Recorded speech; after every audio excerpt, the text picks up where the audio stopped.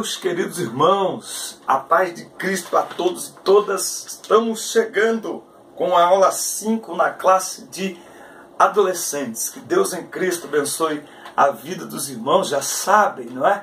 Toda semana estamos aqui com aulas para jovens, juvenis e adolescentes, meus irmãos. Aqui na timeline, na descrição dos vídeos, tem todas as nossas redes sociais, incluindo o número de WhatsApp. Nós temos 2 grupos de professores do Brasil e do exterior, onde compartilhamos livros, revistas em PDF, comentamos assuntos da semana, mandamos fotos uns para os outros, vídeos uns para os outros, das aulas, dos seminários da EBD. Continuo parabenizando a linda igreja em Pernambuco, a Assembleia de Deus em Pernambuco, pelo seu centenário.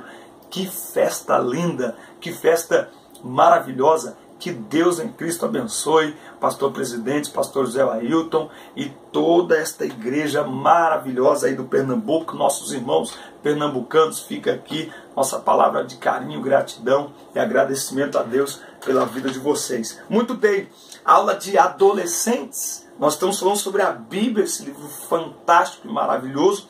Aula de adolescentes. O que são as epístolas, não é? Então nós vamos falar sobre as epístolas, o que elas são, o que elas representam para nós, para a igreja como um todo. O texto bíblico está em 1 Coríntios, capítulo 1, do versículo do 1 ao 9. O versículo 1 de 2 Pedro 1 diz o seguinte: Eu, Simão Pedro, servo e apóstolo de Jesus Cristo, escrevo esta carta a vocês que, por causa da bondade do nosso Deus e Salvador Jesus Cristo, receberam uma fé tão preciosa como a nossa, tá? Então é sobre isso que nós vamos tratar na lição de hoje. Eu vou contar aqui com o apoio da lição digitalizada, tá certo? Porque eu não estou aqui com a minha lição do professor, a minha lição escrita. É muito importante que os professores desenvolvam, levem para a sala de aula mapa das viagens missionárias de Paulo. Nós vamos ver então a importância das epístolas para as igrejas cristãs da época e, por que não dizer, para as igrejas de hoje. Imagine a Bíblia Sagrada sem as epístolas. Imagine. Toda a base para a nossa salvação está em Romanos. Imagine a Bíblia sem Romanos. Imagine a Bíblia sem Colossenses, que fala da humanidade e da divindade de Jesus. Imagine a Bíblia sem Efésios, sem as cartas de Pedro, sem Hebreus. Não dá para imaginar, não é verdade? Bom, então, ninguém em sã consciência, nenhum teólogo, vai negar a importância das epístolas do Novo Testamento para a fundamentação doutrinária da igreja cristã. Então, aquilo que Jesus faz, as suas palavras, os seus ensinamentos e o que ele viveu, a sua vida, quem vai explicar isso depois são as epístolas, não é? Então, para você entender sobre salvação, arrebatamento, a vida da igreja, não é? Sobre santificação, justificação, é nas epístolas que nós vamos aprender. Muito bem, naquela época a igreja estava nascendo, crescendo e se espalhando. Então os apóstolos tinham uma difícil escolha a fazer: ficar e orientar as igrejas que fundavam ou continuar andando pelo mundo pregando o evangelho. De certa forma fizeram as duas coisas. Continuaram em frente levando as boas novas aos outros povos e terras, mas mantinham contato com as igrejas que fundavam por meio de cartas e mensageiros para saber o que estava acontecendo e passar novas orientações a fim de que não se desviassem do bom caminho. A palavra epístola vem do grego e significa correspondência escrita, isto é, carta. O Novo Testamento contém 21 epístolas ou cartas. Bom, até aí acho que todo mundo já sabe disso, né? Mas qual a diferença dessas cartas entre si? Bom, algumas foram endereçadas às pessoas, outras às igrejas e outras até aos grupos de igrejas. Algumas foram escritas por Paulo, 13, né? Outras por outros discípulos, e há uma epístola que não sabemos quem a escreveu, mas por meio dessas cartas nós temos uma visão clara da vida, da fé, das dúvidas dos primeiros cristãos e também dos problemas que eles enfrentaram. Eu acredito que aqui ele está se referindo à carta, à epístola aos Hebreus. Alguns dizem que é Paulo, mas pelo estilo literário não dá porque ela é completamente diferente de todas as outras cartas que Paulo escreveu. Então, ninguém fez essa questão. Tá? Mais ainda, muitas vezes essas cartas revelam os erros que eles cometeram, mas sempre vinha também a correção dos apóstolos para orientá-los e viverem suas vidas em harmonia com o Evangelho de Jesus. As epístolas foram escritas há quase 2000 anos e, por incrível que pareça, continuam super atuais e muitíssimas úteis para nos orientar hoje tão bem quanto naquela época e tirar as dúvidas que possamos ter sobre o reino de Deus. Então, você, professor, já leu as cartas, as epístolas, não é? No momento em que não se tinha internet, muito menos telefone, estas cartas eram a maneira de se comunicar e também de contar a história, não é? De registrar os acontecimentos. Você percebe que enquanto Paulo e os outros escritores escrevem estas cartas, nós vamos conhecendo a identidade do povo para quem elas foram escritas, a situação das igrejas para quem elas foram escritas, não é? Então, como conheceríamos Timóteo se não pela carta que Paulo, pelas duas cartas que Paulo manda para ele? Como conheceríamos a igreja de Corinto se não através da carta que Paulo, das cartas que Paulo manda, não é? Então, como conheceríamos o estado de espírito de Paulo, a maneira como Paulo enfrentava os sofrimentos e as dificuldades, se não pelas suas cartas? Então, as cartas enviadas às igrejas, aos grupos e às pessoas nos ajudam a identificar o momento, a vida e a história da igreja e também a aprender da história. A história não está aí apenas para ser contada, mas também para ser vivida, para nos ensinar aquilo que a palavra de Deus, mesmo tendo sido escrita há 2000 anos, ela é mais atual do que nunca. E ela nos mostra o que Deus espera de nós enquanto sua igreja. Porque Ele não mudou. Então a sua igreja, seja a igreja de Corinto, seja a igreja hoje, precisa seguir a palavra de Deus. E como fazer isso? Aprendendo por meio das cartas. Então eu sugiro a você, eu sei que tem professor, nós damos muitas desculpas. Eu sei que você vai ter 1000 justificativas porque você nunca leu a Bíblia toda. Mas eu desafio você a ler o Novo Testamento. Eu desafio você, professor, a ler as cartas, a ler as epístolas. Você precisa desafiar os seus alunos a fazer isso. Mas você não conseguirá desafiar os seus alunos a ler a Bíblia, a ler a palavra de Deus, se você não lê. Não é mesmo? Não tem como. Muito bem, então é muito importante que se leia a Bíblia, e estas cartas são extraordinárias. Um cristão que não lê, principalmente o Novo Testamento, a Bíblia toda, mas o Novo Testamento, ele está faltando alguma coisa. Ele é igual um celular sem aplicativo. Quando você compra o celular, que ele chega na tua mão, a primeira coisa, não é? Faz o cadastro lá no Gmail e começa a baixar aplicativo. Porque por mais tecnologia embarcada que tem o celular, memória, não sei o que, se você não baixar o aplicativo, você não consegue fazer quase nada. Então é editor de fotos, é o WhatsApp, é o Facebook, é o YouTube, é o Snapchat, é o Instagram, é o Twitter, e vai baixando tudo que é aplicativo. Assim é o cristão, não é? Vamos colocar aqui que nós vamos baixar esses aplicativos. Então baixa aí, irmão, lê aí, não é? As cartas, e você vai ver que realmente isso vai fazer toda a diferença na sua vida espiritual e na vida também dos seus alunos. Bom, o apóstolo Paulo foi o maior divulgador do Evangelho, tendo realizado 3 viagens missionárias. Por isso não é de se estranhar que ele tenha escrito o maior número de epístolas, tá? No total 13. Se você reparar, verá também que as epístolas de Paulo são parecidas com as cartas de hoje, né? Elas têm toda uma estrutura, as cartas de Paulo, não é? Remetente, destinatário, saudação, assunto da carta e despedida, não é? Elas têm toda uma estrutura, não é? Bem colocada, de maneira que a gente consegue entender, não é? Então, Paulo escreveu só para igrejas por onde ele havia passado. Ele escreveu para as igrejas que tinha fundado, para igrejas que ainda não tinha visitado, e escreveu para pessoas para quem queria deixar orientações especiais.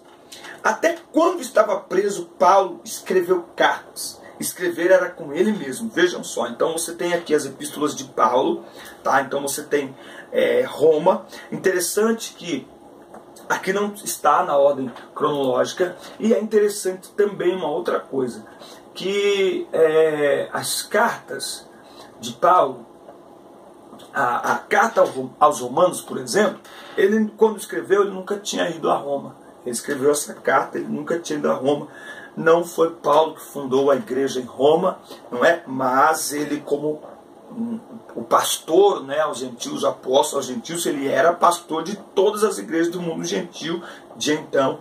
Todos os outros pastores estavam subordinados a Paulo, aos gentios e aos judeus estavam subordinados a Pedro. Então Paulo é o pastor da igreja de Roma, mas ele não fundou e ele não tinha ido lá, mas mandou esta carta, que é a carta aos Romanos. É uma carta extraordinária. É inadmissível um cristão que nunca leu a carta de Paulo aos Romanos, não é? Porque ela mostra os fundamentos da fé cristã, não é? Então é super interessante para a nossa fé.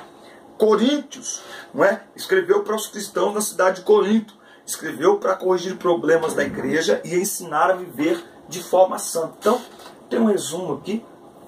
Romanos é a mais longa de seu epistolário e é considerada a mais importante. Trata da obra redentora de Cristo, tá? Que vai se aprofundar na carta aos Gálatas, tá bom? Então, a carta de Paulo aos Romanos é uma carta extraordinária, não é? Coríntios, não é? Corinto era uma cidade com 2 portos, era uma das mais importantes cidades do Império Romano, tinha muitas religiões, cheia de degradação moral e religiosa. Ali havia o culto a Afrodite e as 1000 sacerdotisas dedicadas ao culto a essa deusa por meio da prostituição sagrada.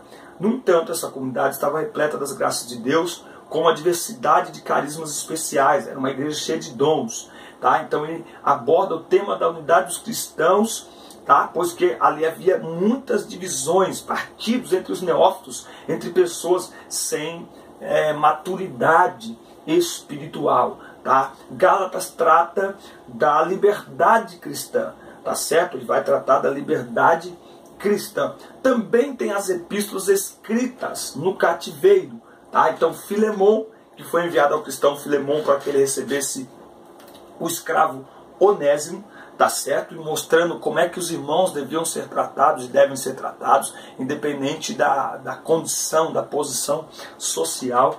Filipenses também é uma carta escrita de dentro da prisão, e é engraçado porque Filipenses é considerada a carta da alegria, é a carta mais alegre de Paulo. Filipenses 4:4, regozijai-vos, outra vez digo, regozijai-vos. Então, a comunidade de Filipos era constituída por antigos legionários retirados com suas famílias. Paulo as considerava seus queridos filhos, com uma fidelidade inquebrantável e generosa correspondência. Então, ao ler as cartas de Paulo, nós notamos que ele era um apóstolo cheio de amor. E ele manifestava isso de uma maneira muito linda quando ele escrevia suas cartas. Colossenses era uma comunidade que enfrentava dificuldades doutrinais, pois alguns pregavam que Cristo era um ser intermediário entre Deus e a matéria, tá? Então Colossenses é uma carta extraordinária, maravilhosa. Em Colossos, naquela região e no mundo de então, não é? A gnoses, não é? O gnosticismo, ele era muito forte, né? E o gnosticismo, ele tem as suas raízes dentro de diversas religiões, não é? E o gnosticismo, ele aponta para o quê? Para que a matéria, aquilo que se pode pegar, aquilo que é físico, é inerentemente mal, ou seja, não pode ser santificado, purificado. Quem acredita nisso, aí vai duvidar do quê? Da encarnação de Cristo. Se o corpo não pode ser santificado, então Cristo não pode ter encarnado. Já que a gente diz que Cristo encarnou, então eles vão dizer, então quem encarnou não é Cristo, é um intermediário, tá certo? Por quê? Porque a carne é má, não é? E é esse tipo de pensamento, ele permeia muitas religiões ao redor do mundo, e muitos cristãos começaram a pensar nisso também.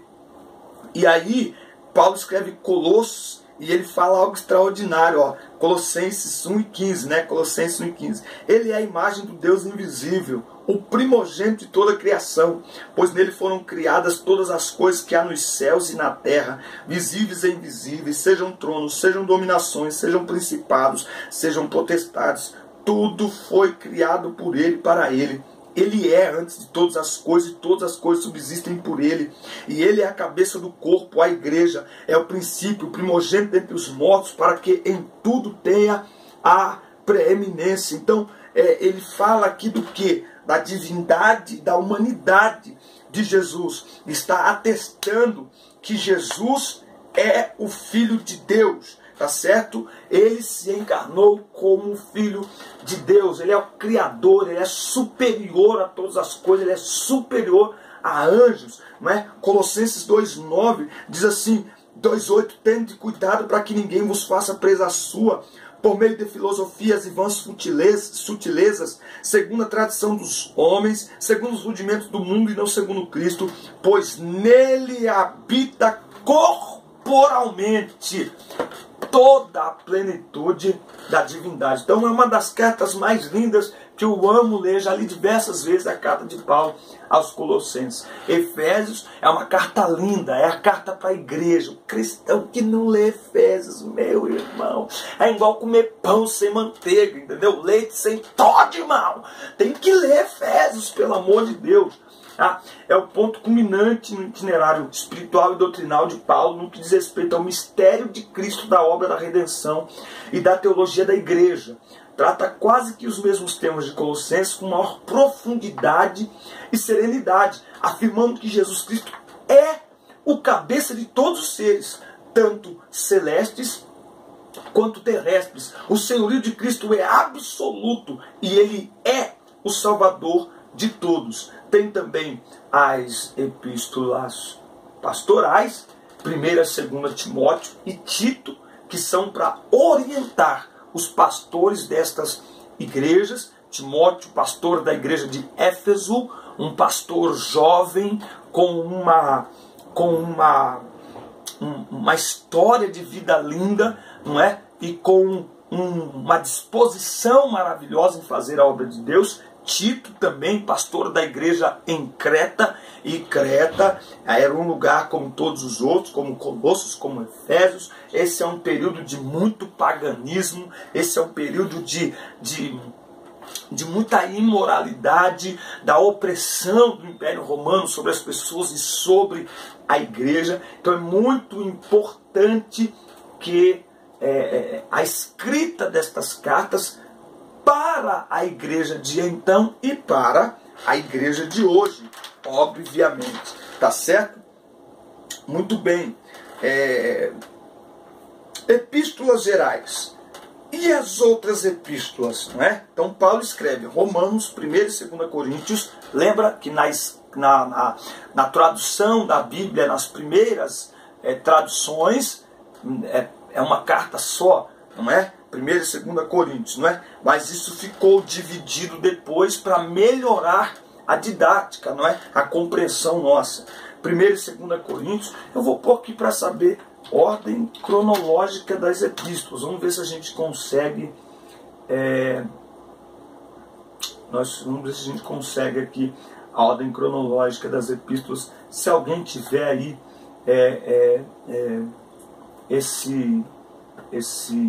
essa informação, pode mandar para a gente. Eu não estou achando aqui, mas enfim, não é? É muito importante. Aqui, ó, segundo o site do pastor Samuel Antunes, o blog, tá? Elas se dividem em 4 grupos, tá? Ficando de fora a carta de Filemon. O primeiro grupo é o grupo das cartas doutrinárias, Romanos, Efésios e Tessalonicenses.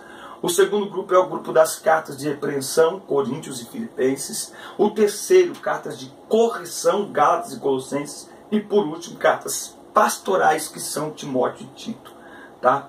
Elas não estão escritas em ordem cronológica. Então, aqui alguns dados aproximados, reunindo o senso da maioria dos estudiosos, então ficaria mais ou menos assim. A primeira a ser escrita, então, 1 Tessalonicenses e 2 Tessalonicenses, foi escrita em Corinto, entre os anos 52 e 53 d.C. 1 Coríntios, escrita em Éfeso, no ano 57. 2 Coríntios, na Macedônia, no ano 57. Gálatas, escrita em Corinto, entre os anos 57 e 58. Romanos, escrita em Corinto, no ano 58. Colossenses, escrito em Roma, no ano 63. Efésios, escrito em Roma, no ano 63. Filipenses, escrito em Roma, no ano 64. Tá? Ele não fala aqui da carta de Tito, de Timóteo e Tito, né? A segunda carta de Paulo a Timóteo, ela, pelo que tudo indica, é a última a ser escrita, pela maneira de despedida com que o apóstolo fala com seu jovem pastor: combati o bom combate, acabei a carreira. Então tudo indica que, ao escrever essa carta, o apóstolo já está percebendo o final de sua vida, vivendo os últimos dias de sua existência aqui na terra. Bom, embora Paulo então tenha escrito a maioria das epístolas do Novo Testamento, 8 delas foram escritas por outras pessoas: Tiago, Pedro, João e Judas. E há até uma epístola que não se sabe ao certo quem escreveu, não é? Como nós já falamos, a epístola aos Hebreus, tá? Não se sabe quem escreveu, mas como o próprio nome dela diz, foi escrita para os judeus convertidos. Tiago, irmão de Jesus, escreveu sua epístola também para cristãos judeus que tinham se espalhado pelo Império Romano. Já Pedro, quem diria, hein? O pescador, o negador, não é? O truculento, escreve duas, e são duas cartas extraordinárias, as duas cartas de Pedro. Ele escreveu a primeira para os cristãos de origem judaica que começavam a ser perseguidos por sua fé em Jesus. Mas a segunda foi para todos os cristãos, tá? Então ele escreve uma carta de encorajamento. João, que havia escrito também o Evangelho e o livro de Apocalipse, escreveu 2 cartas às igrejas gentílicas e a última para um irmão chamado Gaio. E também há a epístola de Judas. Judas escreveu uma epístola, calma, não é o Judas o traidor, é o irmão de Jesus com Tiago. Ele escreveu para alertar as igrejas do perigo das heresias, certo? Então a gente vai ver aqui um esquema para ficar mais fácil de entender. Vamos ver aqui epístolas gerais, tá bom? Então você tem Hebreus, tá? O remetente, não é? Quem escreve não dá para saber exatamente quem é que escreve, tá bom? Pelo livro é óbvio que o autor conheceu os hebreus, não é, de maneira pessoal, tá certo? Por isso que ele escreve então essa carta, tá bom? Tiago, as tribos que andam dispersas, tá? Tiago, aqui o irmão de Jesus, escreve para os cristãos judeus para condenar a hipocrisia e ensinar o comportamento cristão autêntico. Tiago vai falar da língua, Tiago vai falar como nós devemos reagir diante das provações, não é? Com alegria, porque elas produzem em nós, elas têm um propósito da parte de Deus. Na verdade, as provações são uma forma de Deus nos testar, nos provar e nos aprovar, tá certo? Então, para mostrar aos judeus que estavam dispersos, não é? Que eles tinham dispersos, sendo perseguidos, que eles podiam confiar no Senhor, porque tudo que eles estavam passando tinha um propósito. Pedro escreve aos estrangeiros dispersos no Ponto, Galácia, Capadócia, Ásia, Bitínia, enfim, e cristãos expulsos de Jerusalém, tá? Para encorajar os cristãos perseguidos. 1 Pedro 7, ele fala algo que eu acho maravilhoso, né? Ele fala assim, ó: essas provações são para quê?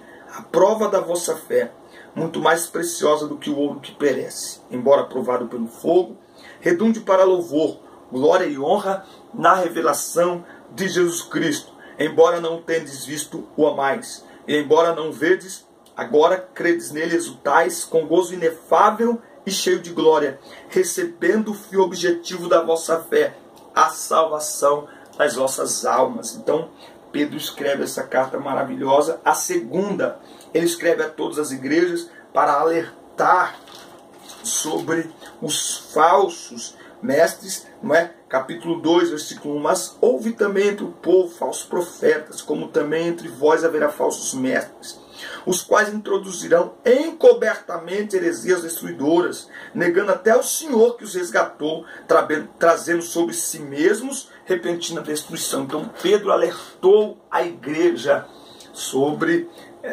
os falsos mestres, tá? 1 João, discípulo amado, escreve a todas as igrejas, fundamentos da fé para resistir aos falsos ensinos.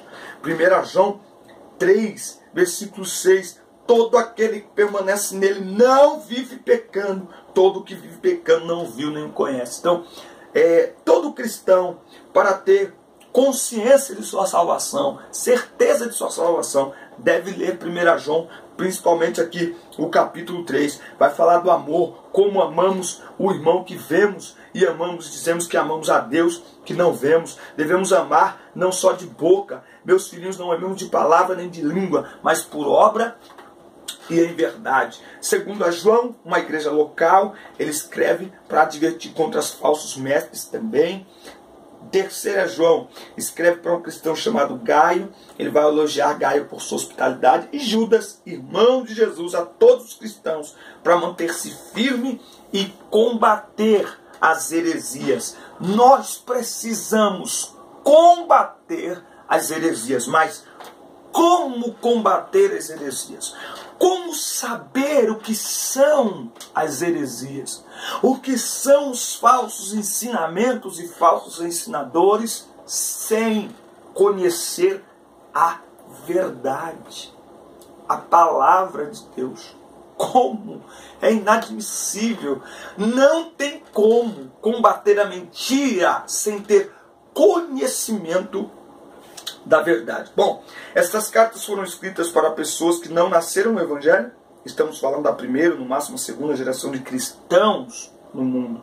São judeus e gentios que abandonaram suas crenças e costumes e se converteram a Cristo. E em muitos lugares eles podiam até serem presos e mortos por causa disto. Mais ainda, eles não tinham uma Bíblia completinha como eu e você para ler e tirar as dúvidas. Simplesmente porque o Novo Testamento não existia ainda. Ele estava sendo escrito. Você aguentaria esta pressão e manteria sua fé nessa situação? Nossos irmãos do passado aguentaram e por isso temos hoje a palavra de Deus disponível para a sua igreja. Portanto, valorize as escrituras sagradas e as leia. Então, que Deus em Cristo abençoe a vida dos irmãos, tá certo? Nós temos muitas informações sobre estas cartas. Que Deus abençoe mesmo a vida dos irmãos, que os irmãos de fato leiam essas cartas, que os irmãos se alimentem dessas cartas. E repito, aquilo que nós fazemos transpira como verdade quando queremos incentivar os outros a fazer. Vivemos uma geração que mais do que nunca precisa ler a palavra de Deus, mas para que nós possamos incentivá-los a ler. Eu escuto muita gente dizer: adolescente não gosta de ler Bíblia, essa molecada não lê Bíblia. Será que nós estamos lendo, irmãos? Fica com essa palavra. Leia a Bíblia. Leia a Bíblia. Acabei de falar com a minha filha. Leia a Bíblia. Se alimente da palavra, porque é a palavra no teu coração que vai impedir que os ataques do inimigo encontrem lugar na sua vida. Firam a sua fé. Como a Bíblia diz aqui, em Efésios capítulo 6. Efésios capítulo 6. Tomando também o capacete da salvação e a espada do Espírito, que é a palavra de Deus. Nós não combatemos a mentira e as heresias com discurso. É com a palavra que nós combatemos a mentira e o engano. E sacramentamos a verdade, a palavra de Deus. Amém, meus irmãos? Deus abençoe a todos. Fiquem na paz. Boa semana, boa aula. Deus abençoe tua família, teus negócios, teus sonhos, teus projetos, teus alunos. Assista a culta, compartilhe, dê like, muito like. Até a próxima. Deus abençoe e fique na paz. Valeu!